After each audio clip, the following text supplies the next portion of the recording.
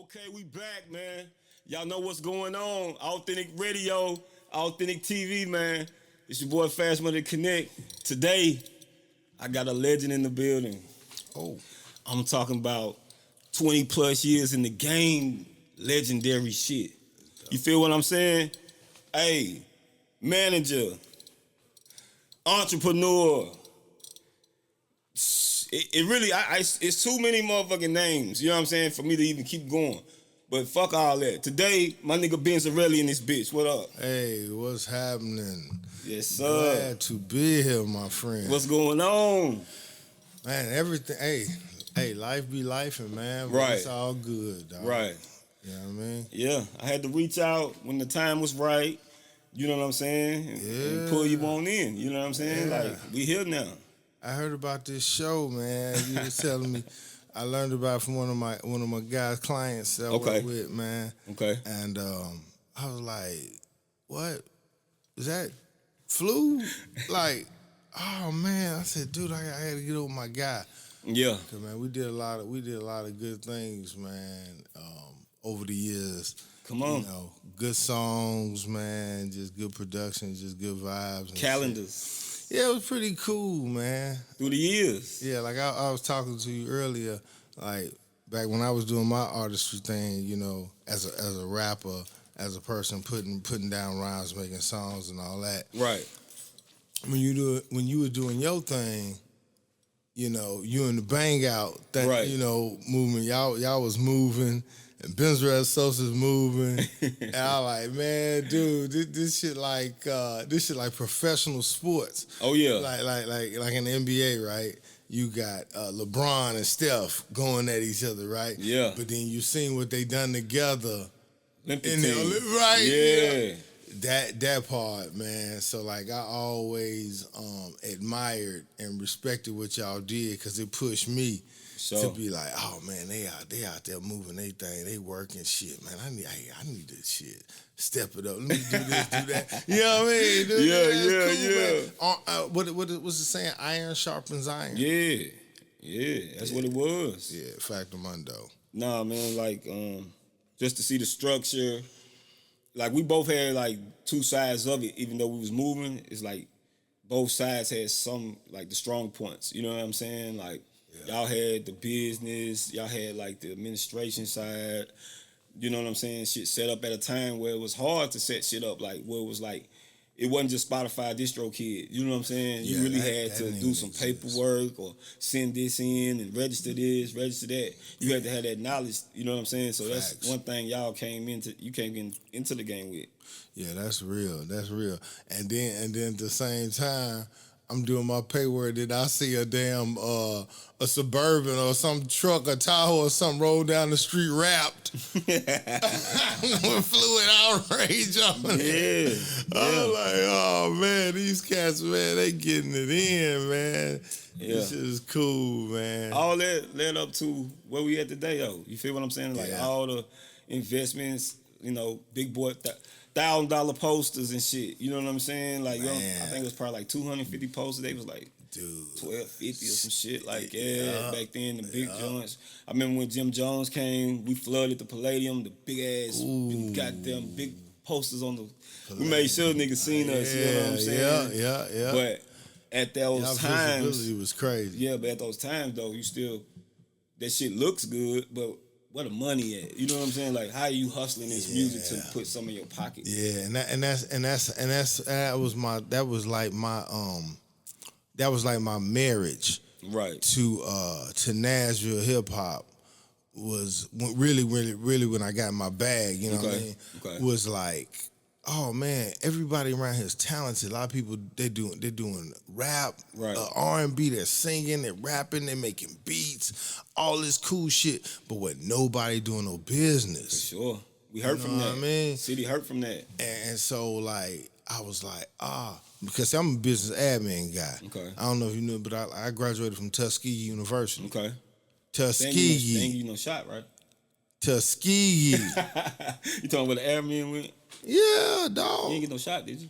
ain't you no Nah. Nah, I just fucking with you. That's way before. Nah, that's way back. But hey, well, that's a whole different. Hey, we'll come back. We can talk about all them type of topics. But sure. yeah, but Tuskegee though, business administration, man. Okay. And so that was one of my things, man. When I started with my artistry and started rapping,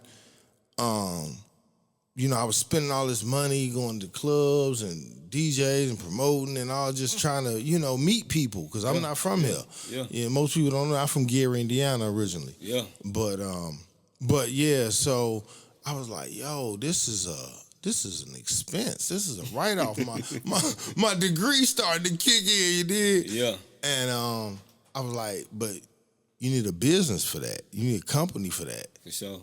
That's where the Benzarelli and Associates started. LLC. You know, that's where that started. How long you been having your LLC? Man, it's been 20 years, man. Whew. Yeah, we in 2025, December 27th, 2004. I think that's the exact date of you know, interaction with the Secretary of State. I'm giving it to you all the way official when I'm talking. You getting to a nigga funky. Yeah, I'm gonna give it to him official, man. Damn, that's crazy. That's pretty cool, ain't it, man? No, that's real shit. So you know the tax game, cool. Up, down, left, right. You know, you know a lot of shit. I know a lot, but hey, I'm always refer you to a tax professional. I feel that too. That's not my profession. I feel you. Yeah, if you want to talk about some publishing and some, you know, contracts, some life insurance, you know, that type, because I got into that, you know, as well. Okay. You know. Okay. I'm kind of like at this point we're almost like a human resources company for the self-employed. Okay. And for small businesses. No, that's real. You know, because what I realized was that when I got to working with a lot of artists and just really making songs, right? Yeah. You know, and then you shoot a video to it. So you done met a producer, you done met an engineer, you met the person that owned the studio, the videographer, the person holding the camera. You know, you meet all these people, and then you realize like, oh man, all these people are self-employed. You feel me? Yeah. And then like me and you know, you do business with people over a period of time. Yeah. And then you just start to meet their families, their wives, their kids. Yeah. You know, just the moms, the dads, all, you know, the whole, because you are basically family. You know, you kind of get adopted into those type of things. You know, you get invited to the cookout, you know, and the VIP cookout. You dig? You know what I'm saying? And man, I'm just like, yo, these people got to provide their own benefits. Yeah. Because I'm a corporate guy. So I come from, I was recruited. Like I said, I went to Tuskegee. While I was at Tuskegee, I got recruited by Ford Credit. Okay. All right, so the Ford car, you know, most popular. So all right, so they got a credit side, a financial branch to that. Yeah. That's what I was recruited, and that's how I got to Nashville. You see what I'm saying? And so I'm just looking at things through kind of a different lens, and I'm like, dang, these people don't have no 401ks and dental insurance provided by it because they are their employer. You get what I'm going? So then I was like, damn, man, let me get off into some of these benefits. So I got into life insurance, health insurance, got licensed in that. And it's kind of like the bookend. You know, I can help you start a business.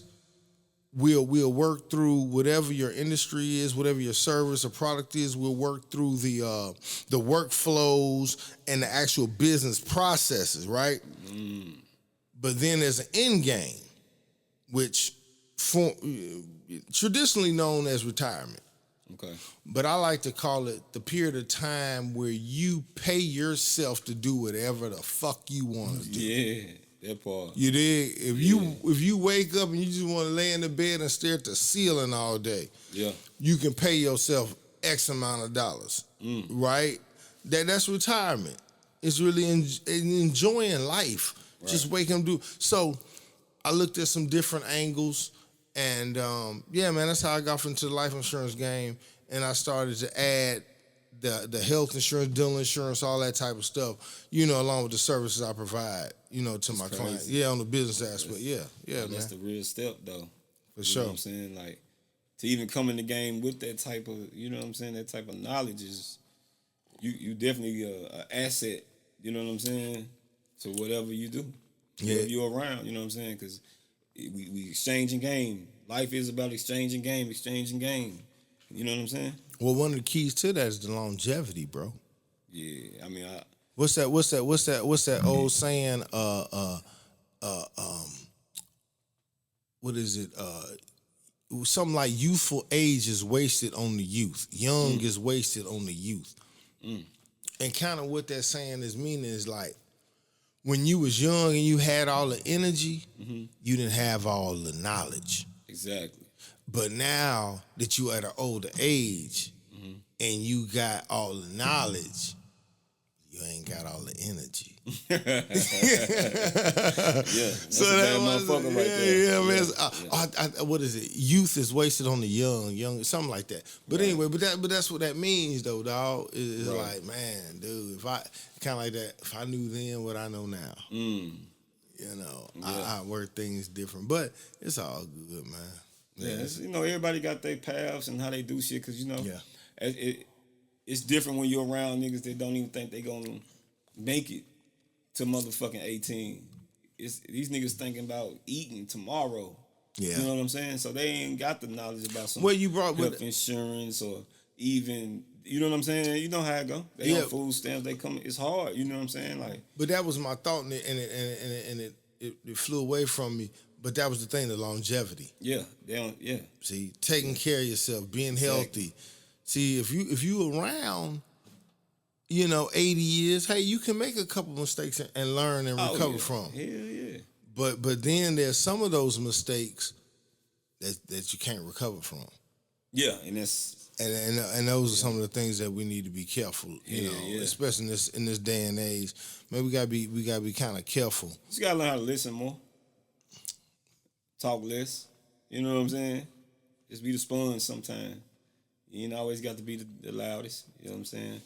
Fact of money. But yeah, man, Benzarelli in this bitch, man. We almost got 20 years in the motherfucking game, man. Yeah, man. Come on, man. You had your own studio, man. Talk to the people about how you had your own studio at your own crib. Oh well, man. Hey, dude. That came out of some life lessons, man. Bought the crib originally for one purpose. Like I said, when I moved down here on a corporate tip, I was all, you know, family picket fence, and hey, you know, we know how that can go. That went left. So then, man, separated from Ford with the whole financial crisis, right? Okay. So now I'm sitting in a crib in Nashville. The only reason why I'm here is for a job that I don't have, and I started the company. The music, the Benzarelli Associates Entertainment, I started that while I was working. Man, that's crazy. All right. Oh, man, so now money different, but I'm like, I want to keep the shit going. Okay. So I was like, man, all right, well, what I could do is, now that I made these connections, I can just take this money I got from the company, from the separation, and go buy the equipment, build a studio in the crib, and instead of paying 60, 70, up to $100 an hour for studio time, I know the engineers. I just build a studio and then I can pay them 20, 15, you know what I mean? Whatever, you know. Number crunching. Man, hey, dude. Man, we started that shit, man, on some TV trays, homie. I remember the monitor being on the TV tray, the mic set up in the middle of the living room. Niggas is still playing 2K. Like, oh, yeah. You know what I mean? Man, dude, it was crazy, bro. But yeah, that was the birth of the rehabilitation center. Yeah. The rehabilitation center, man. Come on, man. And that was a very cool spot, bro. Right across the street from the police. Man. Hey, man. How do we have a studio right across the street from the police? Give me a little bit about that right there. Yo, it would just be funny to people that had like never been there. Right.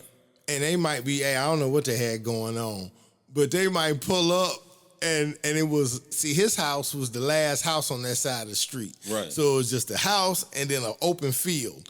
And it'd be this police car parked there, right? Man. So people used to pull up, they'd be like, hey, man, they call. hey, you know the police is across the street. Outside, hey. I'm like, yeah, he lived there, man. Like, you know, it's all good, man.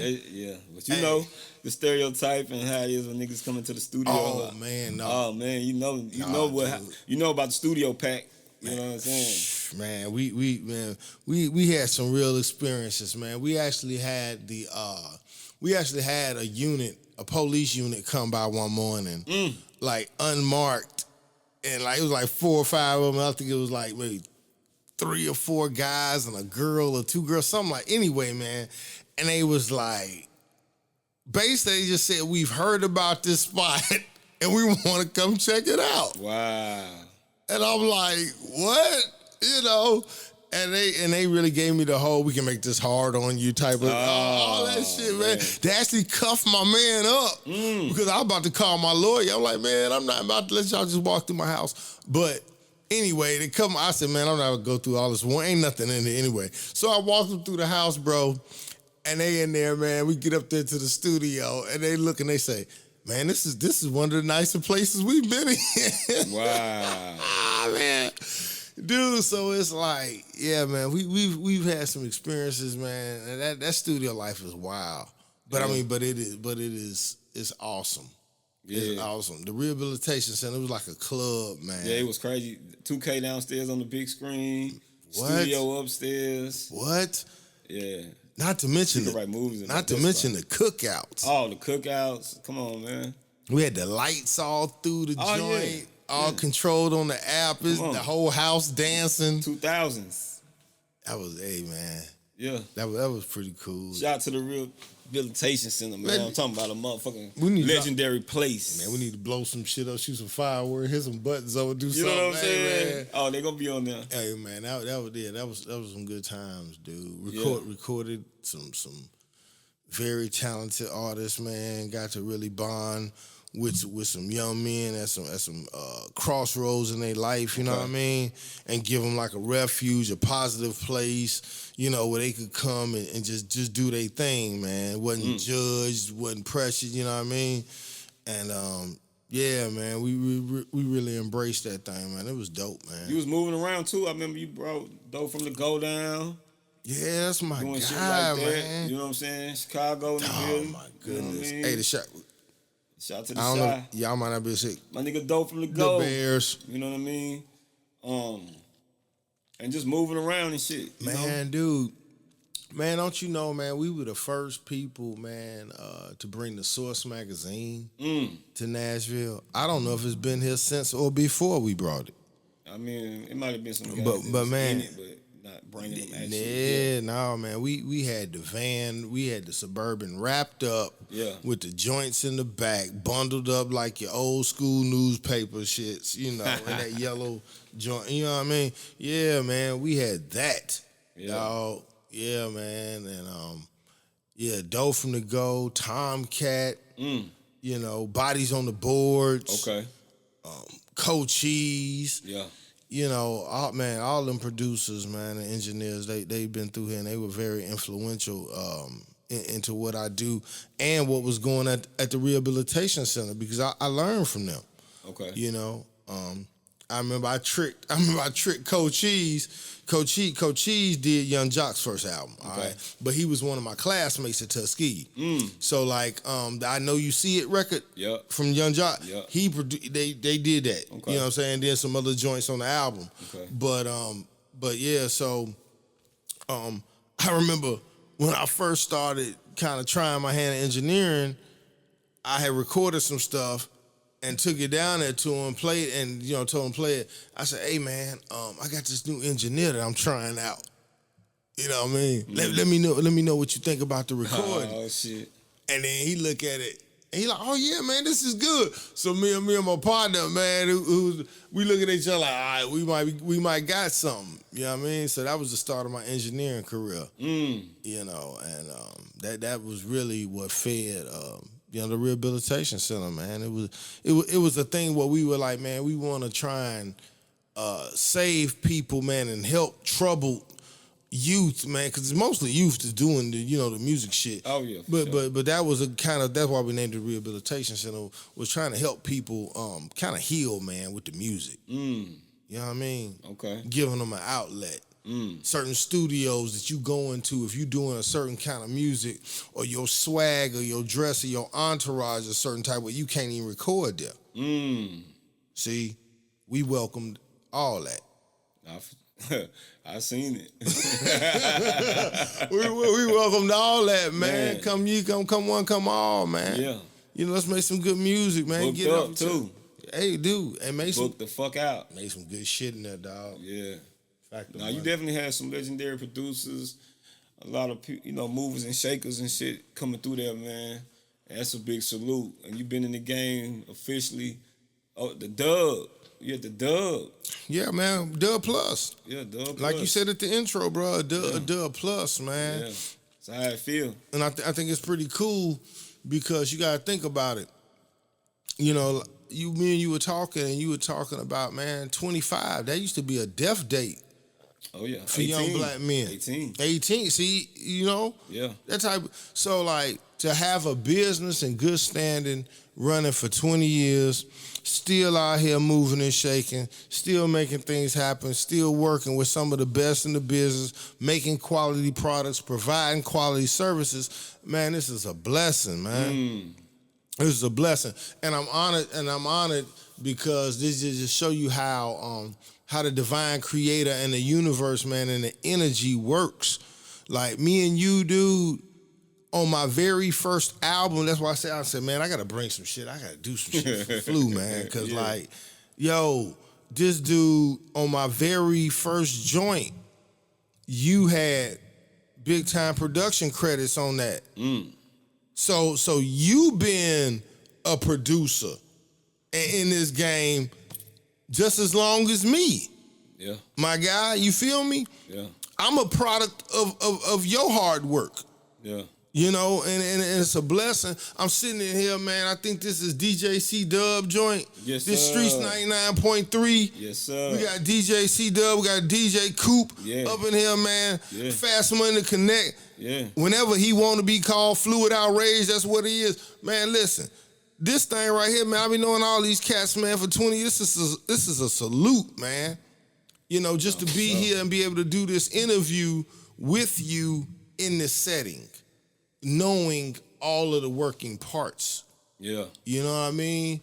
This is a big salute to all of our work, man. Sure. And the history of Nashville hip hop. Man, it's a win for the city, but a lot don't see it. Well, they ain't got no choice but to see it. It hit different at different times for people. Well, I'm gonna tell you this. In 2025, they gonna sure know about it. Oh yeah. Cause check it out. Not only do y'all got what y'all got going, man, I've been brainstorming on this 20th anniversary thing. What you got? It's really got me kind of like thinking. Cause I just be going, it got to be, man, like I say, man, my brother got his own trials and tribulations and things he be going through, so it might not even be tapped in with the outside world. Yeah. But I'm thinking about, like, yo, dog, 20 years, man.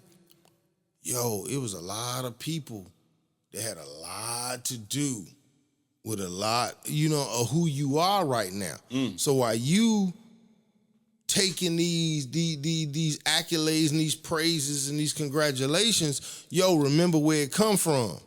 Man, you dig? Got to. So I've been thinking, man, I'm like, man, I think we're gonna do a concert maybe. And then I'm thinking, now we know. I know you. Oh shit. I know you a hooper. Right. But them years is up on you guys. You dig? The numbers is getting high. For sure. So I ain't trying to have no $1 million, $2, $3, $4 million worth of insurance to have 5 ambulances sitting out there for us to be doing some fucking around on the basketball court. Right. So what I thought about a pool tournament.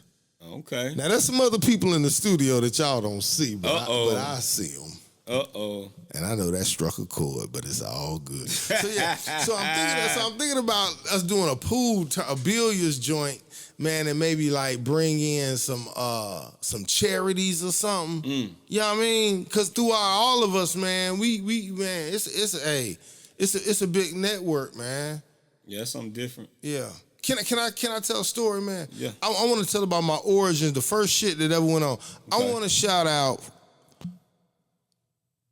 DJ C Wiz. Okay. Shout to Wiz. All right. I want to shout out New Life Record Store. Yeah, the holy ground. All right. I want to shout out another cat that used to be in marketing and sales for the radio, Mr. Mike Lacey. I don't know if y'all know this guy. His daughter is famous, great artist. Oh, man, the boy is phenomenal. Anyway. Okay. Then I want to talk about Daryl J. DJ J. Man, come on, man. The motherfucking mixes, man. All right. Some of the first mixes. Okay. I want to shout out Big Daddy Gaddy. Shout out to Gaddy. Now, I want to shout out Mo Better. Now that boy's in a whole nother country, another realm, a whole nother side of the hemisphere. Come on. That boy living. Oh yeah. I see him. All right. So now, I'm gonna tell you about when I was told by Mike Lacey, my very first single, and I wanted to get it played in the club. He told me to go to New Life Records and see a dude named DJ C Wiz. Yes, sir. I asked for C Wiz. He was working there. C Wiz was such a good guy that he wasn't even spinning that night at Big Daddy Gaddy's club. I think it was called Martini's on 19th, right? Yep. So he told me, say, hey, bro, I would, spin your joint or whatever, but I ain't working tonight. Go holler at my guy, Daryl J. I go down to the club. Big Daddy Gaddy let me put all of my flyers all over his club. Told Daryl J what was going on, man. They put my shit on instantly, dog. Yeah. That was the start. Now, also in that building, right now it's called Goten, I think. Yeah. Goten. I don't know if Goten is how you pronounce it, but that's how I'm going to say it. I think it's on the corner of 19th and Broadway, right? The club was down the bottom.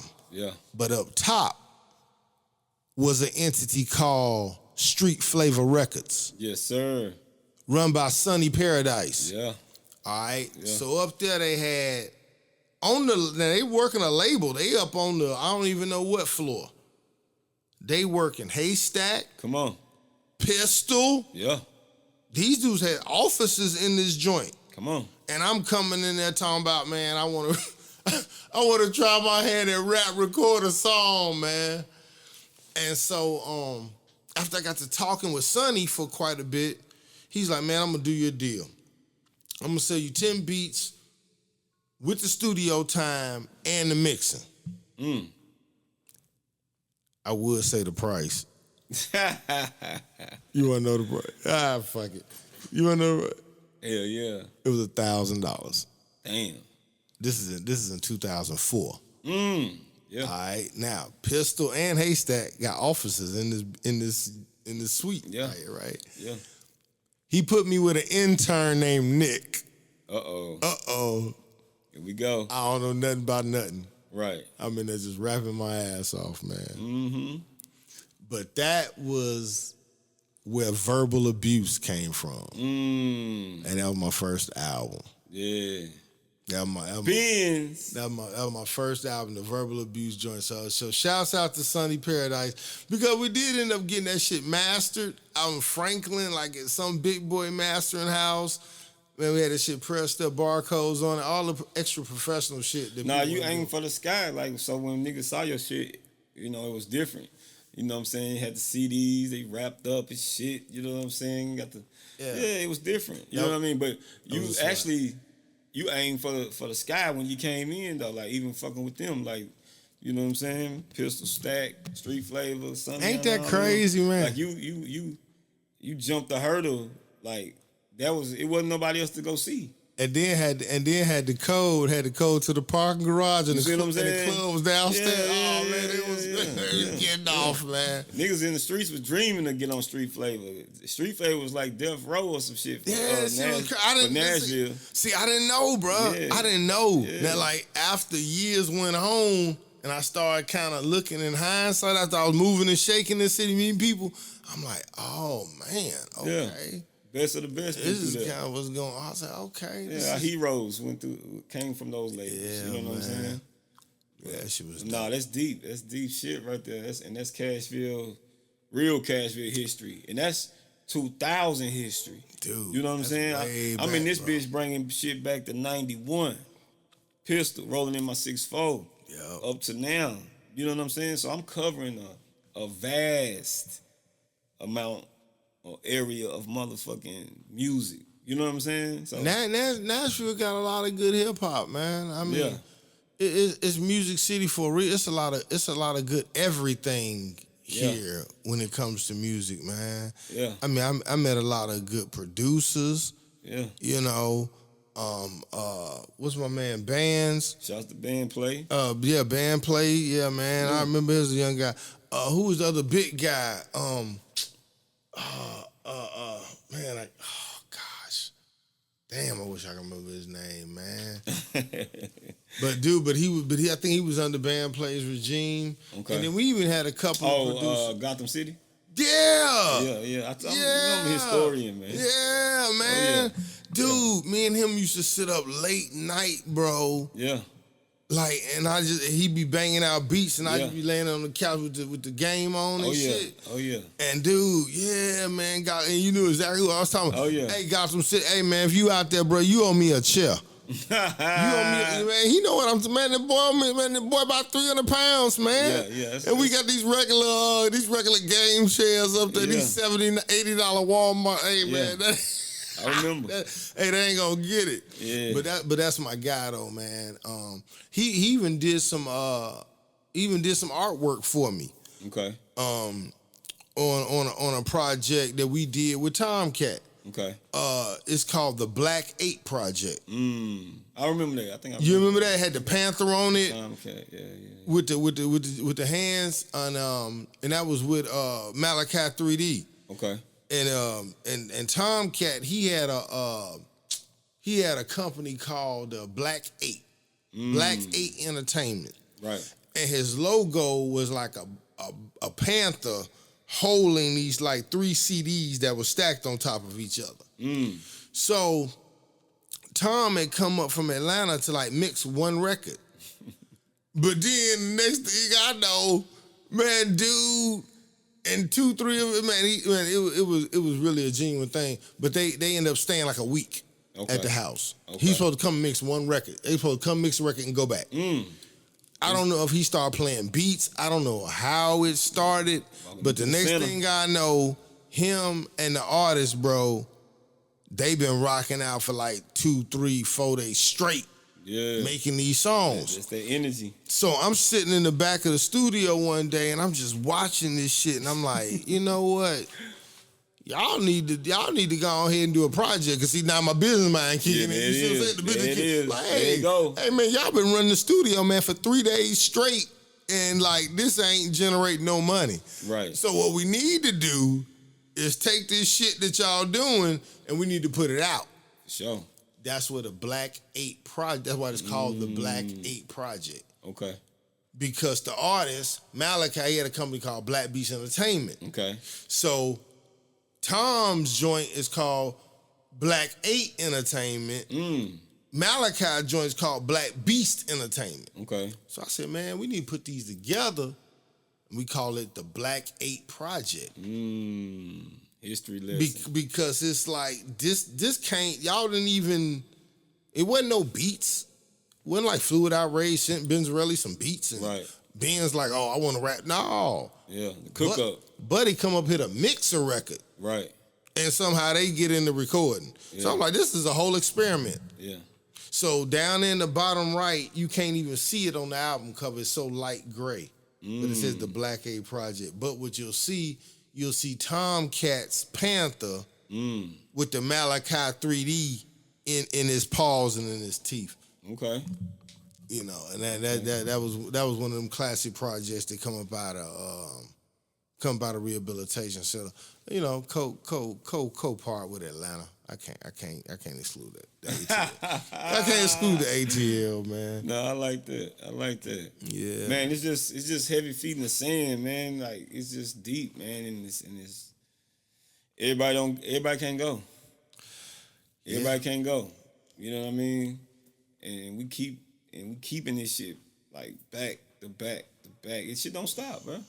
You know what I mean? Like it's evolution. It's just really like it's a lifestyle shit. You know what I'm saying? Motherfuckers ask how you keep going, how you do this, how you do that. I don't know. I just do it. Man, I tell you this, dog. It's part of it. You know what I'm saying? It's like it ain't even conscious thinking. It's just it's a constant do. It's just a constant do. I like to say that hip hop is the soundtrack to my life. Oh yeah, sure.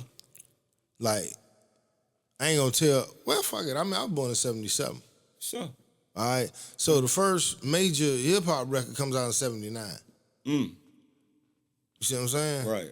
So think about the video. 5-6 years old. The videos I'm watching. There ain't no rap video show. Ain't none of that. Yeah. The closest thing you gonna get is Run DMC and the Rock Band doing "Walk This Way." Yeah, I remember. You know, you see what I'm saying? Yeah. So it's like the break dancing. Come on. The graffiti, the spray painting up. See, like I remember getting in trouble for spray painting some shit on the side of my neighbor's garage. You did? Yeah. Cause that was hip hop. I just seen B Street with Spit. Yeah. He tagging, they tag, you see what I'm saying? Yeah. So I'm just seeing that shit. It's just like when I was trying to scratch on records as a kid. Right. And I fucking them up. Yeah, because you ain't got no mixer, so you don't understand so you start moving the needle across the fucking all the records. You know, fuck Michael Jackson shit up. Fucking all the records up, man. Yeah. So it's just like, that's why what you saying is that while we still are going and we're still active in some form in this industry is because it never leaves you. Right. Hip hop is us. No, for sure. We're hip hop babies. Yeah. You know what I mean? Yeah. That whole thing was growing and becoming as we were growing and becoming. I'm talking about in this infant stage. Nigga, I'm 5, 6, 7, 8, 9, 10. Yeah. I mean, until you about 16, shit, it's all a guess. I got you. You know what I'm saying? Yeah. So hip hop is growing at that same time. Yeah. And so we just know it as a lifestyle. And so as we get older in age, then we start, just morphing into different facets of it. Yeah. Just like, okay, you've made beats. Right. You've produced records. You've written lyrics. You've rapped on records. You done done audio engineering, video all this shit, dog. Yeah. Me, I was an artist, publisher, producer, manager. Yeah. Engineer. It's just in you. I ran a club for a little bit. Come on. You know what I'm saying? Come on. What's Silverados? Man. Legendary Nashville shit. I went T-shirt Sundays. We called it. Well, at that point we named the club Kai. Yeah. But I ran that shit for about a year, dog. Yeah. Craziness. Club life is wild. So. Yeah. But yeah, also, so man, it's just like, dude, hip hop, it's a lifestyle, man, and we live it to the fullest. Yeah. And we some of the ones that can tell some good stories about it, had some beautiful experiences, had some downfalls, but throughout it all, my brother's still blessed. Yeah. Yeah, because I can live to tell these tales. Come on. That part of it. Look, man, we can go for hours with this shit, man. Let these folks know where they can find Benzarelli and let them know about the business. Well, man, I would, okay. Benzarelli and Associates. The ampersand is the and, or you can spell out, you probably find the Benzarelli and Associates. But I will tell you something that is really like itching me. Uh-oh. Okay. Now, search engine optimization, right? Okay. This is about cutting out your little piece of real estate on the internet, right? Benzarelli, if you type my name in, Okay. everything, first 10 pages, Right. it's all us. No doubt about it. Okay. Dude, can you help me understand what is the Heem Beezy song? It's a young cat named Heem Beezy, I believe, that make a song, and the name of the song is Benzarelli. I listened to the song. I thought the nigga was talking shit about me or something. It ain't nothing about me or nothing even close. I'm like, I really want to meet this guy. Like, yo, dog, what the fuck is this song about? Because he done like took over my whole search shit. Oh, but shit. But that was the answer to my shit, because you could search me. You could just Benzarelli, Benzarelli. Right. I'm going to come up. Man, you type it in now, you get Heem Beezy. Damn. I thought he was hating the dude. Hey, bro, but he ain't doing none of that. Dude just talking his shit. It's got me fucked up, man. That's crazy. I'm like, I want to know what the song. I got to talk to this dude, man. Let him know, hey, man, you mess with my, because, man, you know, I ain't put out no records in a long time, you know, but we still catch up with some of the searches. But he took it over, man. Damn. But yeah, Benzarelli and Associates, man, it's easy to find. Benzarelli and Associates, LLC, Nashville, Tennessee. Streets 99.3. Come on, man. Your choice for hip hop and R&B. This is crazy. Hey, man, I might have been born to do this rap You shit. feel what I'm saying? Just maybe. It's part of it. Thank you, Father. That's all we can say, man. I love this shit, Flu. This is dope. Yeah, man. Listen, man. Y'all know what the fuck going on, man. You know what I'm saying? It's another edition, man. Authentic Radio. I had to bring my guy Benz, man. Benzarelli and Associates. Benzarelli. I had to bring him in here, man, because he really, like, he transcended in this shit. He seen the growth of the city and the music of Nashville. You know what I'm saying? And it's a lot of people that ain't here to say this shit. You know what I'm saying? So we gonna keep it real on this motherfucking show every time, man. We keep it authentic. You feel what I'm saying? And yeah.